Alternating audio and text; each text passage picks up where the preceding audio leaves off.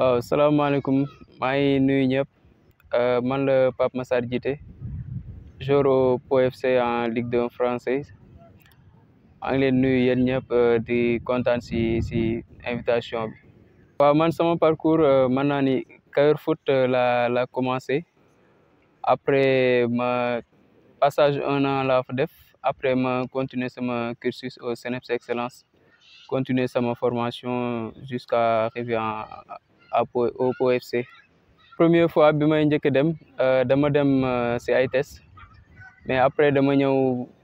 parce que test yooyu après continuer ma ko mais l'année qui suit dama ñëw intégrer def sama inscription comme tous les jeunes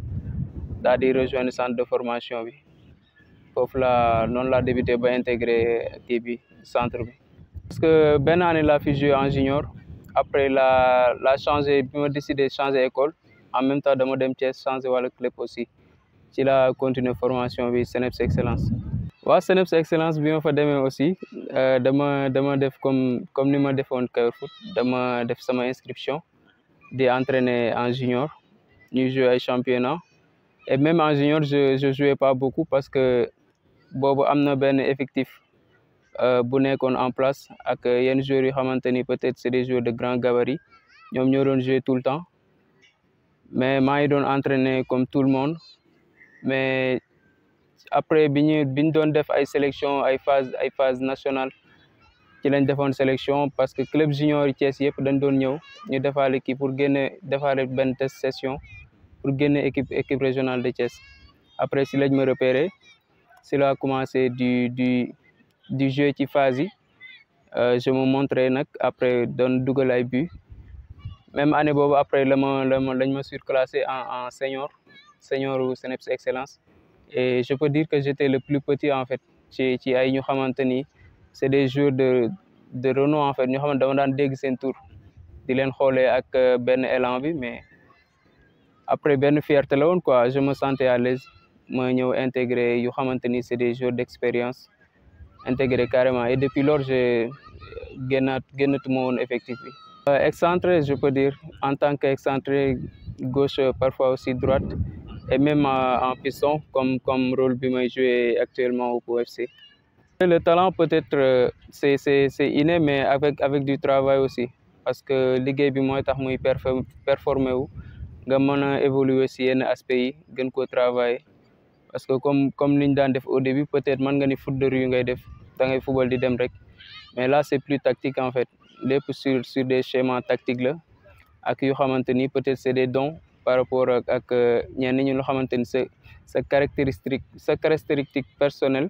après si sa vitesse et des trucs comme ça pour di mën a def créer différence ay percussions et tout parfois je peux dire c'est des dons en fait.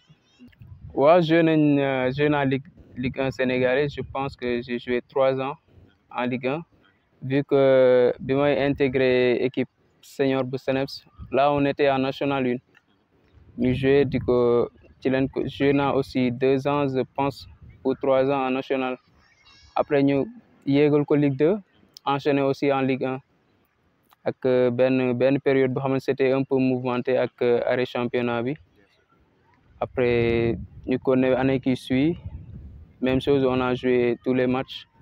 avant may voyager aussi il y avait la sélection d'équipe nationale. bi may jóge fii c'était sur des tests en fait comme souvent joueurs yi li ñuy def bu ñu jógee fi test la ñuy def fi Europe genre ñëw mais man sama test c'était des sessions qu'on faisait ici à Diambar je peux dire fii la confirmé lépp avant may dem parce que avant may rejoindre Pau j'avais déjà mon contrat ici et l'intégration foofu mën naa ni méttul parce que y avait des Sénégalais y avait Massama Ndiaye ko xamante ni ñoo doon partager équipe fii au CNEPS y a Henri Saivet aussi yoo xamante ni dañuy pousser di ñu pousser souvent moo tax intégration bi méttul foofu ak adaptation bi. comme man li ma jot a gis ak entraînement yi ñuy def je peux dire que c'est très tactique c'est physique aussi c'est physique et tactiquement il faut être discipliné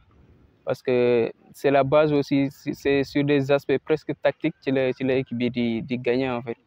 moo tax gis naa ni loolu aussi ñoom respecté nañ ko tellement si base yooyu moo tax si on n'applique pas les consignes tactiques ça peut-être di nga bëgg si match bi doo ko am et mën na la sonal après en fait et tu peux arriver à perdre ton match. Avec l'équipe pro, vu que je suis professionnel, je m'entraîne avec eux. Ouais, mais là j'ai joué tous les matchs de réserve parce que dama ñëw en retard en fait moo tax ma yéex a intégré équipe professionnelle bi mais bi ma ñëwee commencé ak réserve bi match yi ma fekk yëpp joué naa ko en fait ouais. Ouais, attaquant mais comme rôle bi ma joué foofu c'est un rôle de piston en fait. Ouais, piston bi parce que c'est un système 3-5-2 maanaam c'est un peu compliqué pour un piston ngay dugal tout le temps mais là j'avais 3 buts et 6 passes décisives et ci loo xamante peut-être c'était en cours de saison la rejoindre d'équipe bi je peux dire que c'était pas mal parce que maa ngi apporté comme rôle bi ma nekk aussi parce que santuñ ma may dugal forcément mais j'apporte quelque chose devant et vu qu'il y a les passes décisives donc c'est un peu c'est satisfaisant mais quand même moi je demande plus par rapport à moi-même ci loolu mais ak rôle bi je peux dire que je peux pas être trop exigeant ci loolu vu que si j'étais excentre parce que moi bi ma joué excentre laa commencé dugal ay 2 buts et tout et c'était juste en fin de saison donc ça va quand même ça va dans l'ensemble. Ouais, objectif saison bi di ñëw je peux dire que comme situation biñ am ren dem ba fin journée yi ñuy assurer ñuy douter est-ce que dinañ assurer suñu maintien ou pas je peux dire objectif mooy déwén pour ñu teel a assurer maintien bi et tout parce que je peux dire que pour day jouer maintien d'abord c'est pas genre des clubs qui prétendent à jouer les premiers rôles et après loolu les objectifs personnels mooy def prépa bu baax ak ñoom teel a intégrer groupe bi et tout pour wane sama impact bokk joxe de bonnes impressions en fait sur les premiers matchs. bu dee équipe réserve yi parce que yooyu souvent coach yi la ñuy interpeller en fait mais coach yi des fois comme ñun suñ coach bu bëggee comme moom déjà il nous incarne à d'aspirer à rêver grand en fait parce que yenn club yi bu ñuy def kii sax bu ñu def seen i proposition ñoom duñ bëgg ñu àgg si ñun da leen teel a calé parce que danaan leen yéen seen objectif c'est pas de jouer des N2 des N3 vous prétendez jouer en haut en fait moo tax y a pas mal de prétendants mais moom du bëgg ñuy dugg en rapport ak ñoom moo tax quoi mais y en a quand même. Ouais, là depuis suñ campagne équipe nationale 2021 c'est boobu c'était Kosofa bi en Afrique du Sud mais depuis après defaat naa fi présélection U20 bi waaw mais après moment boobu maa ngi doon préparer pour voyager du coup mënoonuma continuer kii bi préparation et tout depuis nag amaatuma contact juste bu dee par rapport ak U23 bi jàll récemment mais c'était pas quelque chose de trop concret en fait mais ñooy doon wax ci suuf en fait pour xool comment intégrer mais mujjoon ma dem après.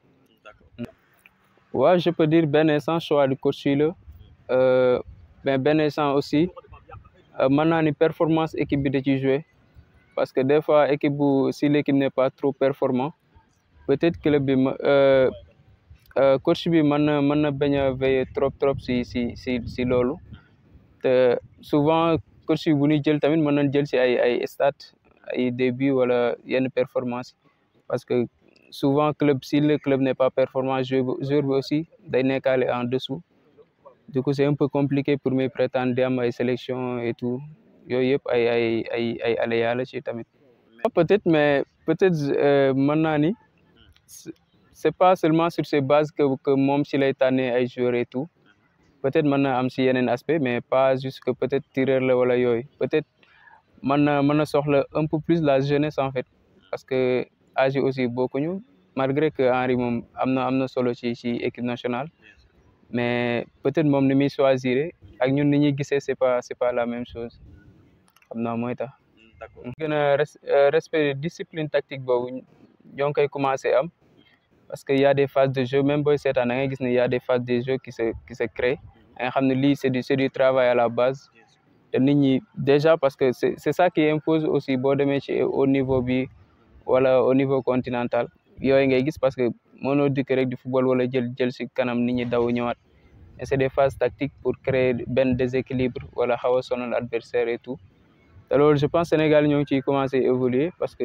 coach yi aussi c'est des coachs yoo xamante ni ñoo ngi performant def performance yi affaire yooyu ñoo ngi gëstu